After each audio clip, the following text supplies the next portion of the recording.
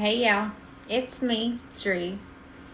So right away I'm getting that the collective, y'all are standing in confidence. Confidence in yourselves. Confidence in how y'all are showing up. Confidence in what y'all are putting out into the world. And naturally, this confidence, that creates abundance. We know that.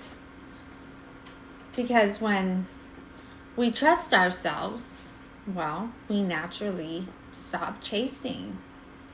We begin recognizing the support that's already surrounding us.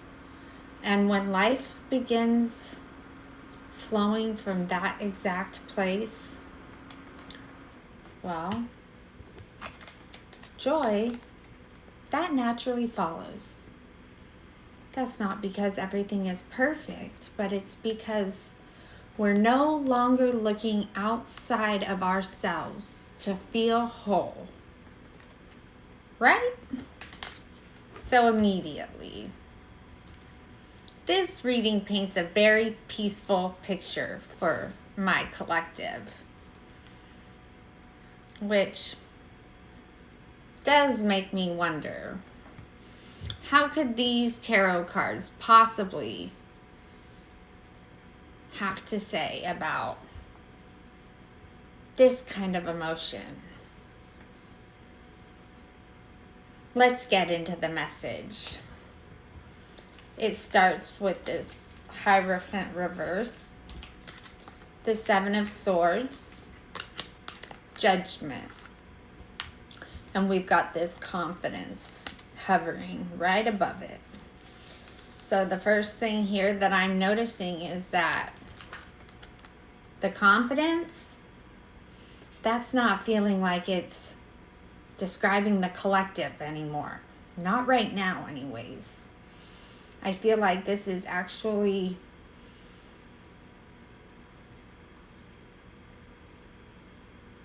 this feels like we've actually shifted into somebody else's energy. Because the message starts with the Hierophant reversed.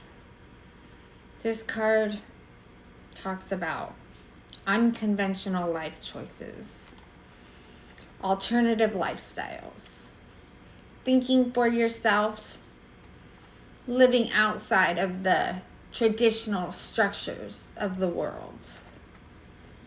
Now, this card by itself, there's nothing inherently wrong with this card. But the card that sits beneath it, the Seven of Swords, well, that changes this energy completely, because now this isn't simply somebody just living differently. No. Now this is somebody operating through false pretenses. This is someone who is wearing a mask. Someone who has become comfortable with deception. Comfortable with self-interest. Comfortable bending the truth in order to maintain this life that they've created. And honestly, this combination of cards, it does not feel good and it does not feel clean. Not at all. Because what I'm actually picking up on is somebody here in the energy field, they have become incredibly confident in the way they move through life. And whether that confidence has ever been earned, I'm not convinced. In fact, I'm getting pretty much the exact opposite. Because this energy combined, it feels like someone who has become so confident in their own choices that they genuinely believe they are untouchable. Like they've convince themselves that the rules simply don't apply to them whatsoever. And then judgment arrives. So immediately, this energy, it shifts because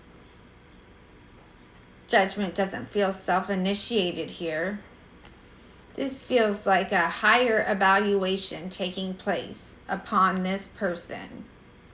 Almost as if life itself has stepped in and said, it's time to take an honest look at the choices this person is making, the life this person has built, and the way this person is showing up altogether.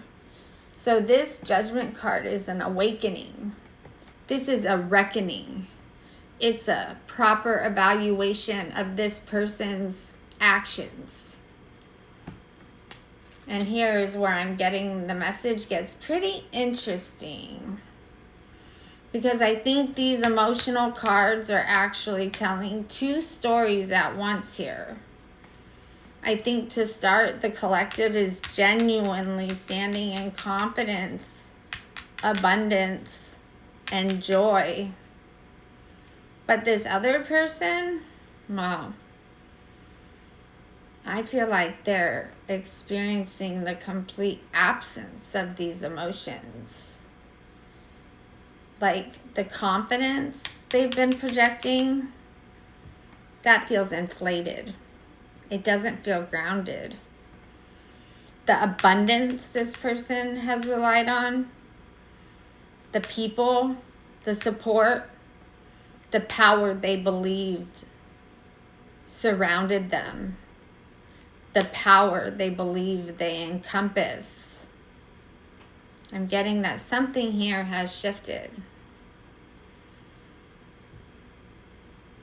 And I think the center column, the heart of the message, is going to tell us exactly why. It starts with this abundance. And then we've got the devil, the king of coins, and the king of swords, reverse.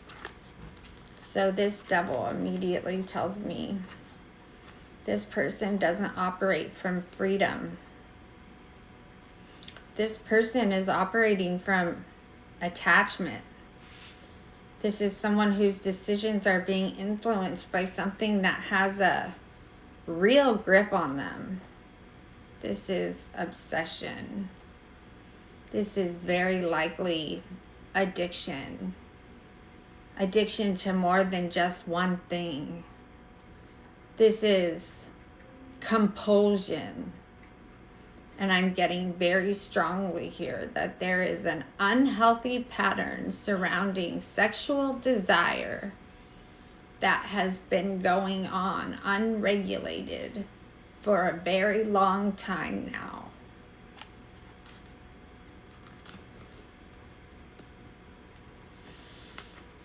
Then we move into the king of coins. I don't actually think we've changed characters here. I think this is the same person, the same individual, because outwardly this person presents as grounded, dependable, successful, and stable. This is someone who appears to have a strong sense of self-worth. They project abundance. They project security. But then we arrive at the King of Swords reverse. And this completely changes the picture, doesn't it? Because underneath this polished exterior, I'm getting this person is cold, controlling, unbending. This is a person who lacks integrity. This is a person who has become drunk on their own power. And when I step back and look at this entire progression that we are building here, this doesn't feel like healthy confidence at all. It feels like inflated confidence. It feels like confidence that was built on distortion. Confidence that was built on maintaining an image that doesn't even match reality. And honestly, this energy that we're unfolding, it feels deeply delusional to me. It's as if this person has spent so long reinforcing their own version of reality that they've begun believing it themselves. Truly. Their confidence, that isn't rooted in the truth at all. What it's rooted in is a distorted perception of who they are. And I'm sorry, but that is a huge red flag. Because when somebody's entire sense of self is built on distortion, well, eventually, reality has a way of breaking through that altogether. So I think we need to see where this message wants to go as we end it. Because the third and last column, it starts with this joy. And then we've got the Four of Cups, the New Moon, and the Magician. So naturally, if confidence leads into abundance, then abundance would naturally lead into joy. And for the collective, I think that's exactly what's happening here. But for this other person we're talking about, I don't think joy has arrived at all. In fact, the very first thing that I'm getting is this Four of Cups. And this card talks about dissatisfaction. It talks about missed opportunities. It talks about feeling unmotivated and feeling like everything around you has lost its meaning.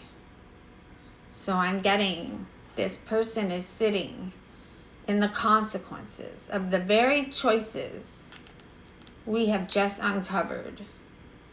This person is feeling sorry for themselves.